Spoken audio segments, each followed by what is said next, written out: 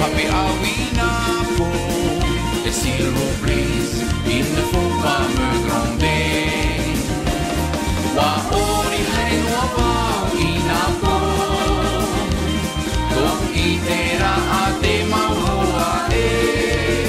mama itie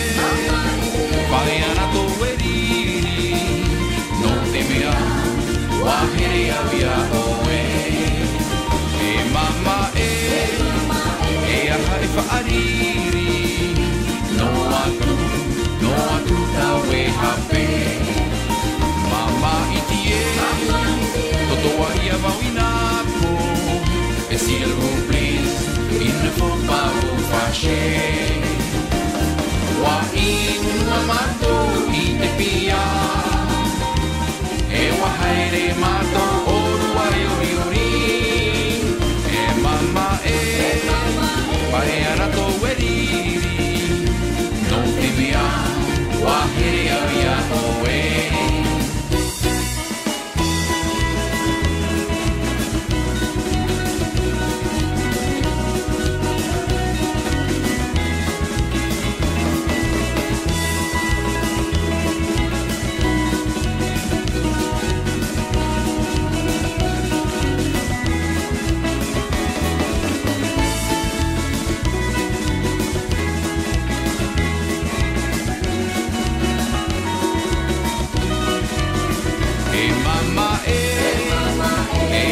wha'ariri no atu tawe hape mama itie e aha e pea pea e silver breeze ne soyez pas jalouse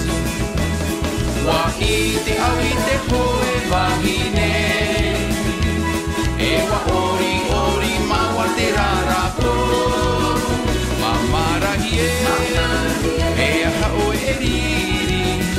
et parce que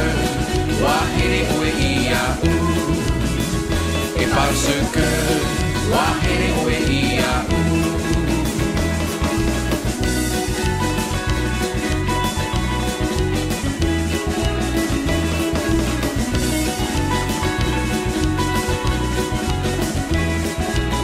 Te mai o te here i tau mawhatu awe no tino, awe hoki e ia umana o Te mai o te here i tau mawhatu awe no tino, awe hoki e ia umana o Te mihine, te mau nau nau nei Ia ue, te iene te poha maru Ai tatura tau ravea Moana, taimaiva,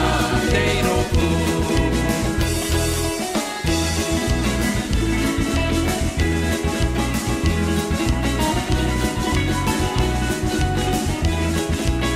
Te mai o te here I tau mawhatu Awe to tino, awe hui e I au mana o Te mihine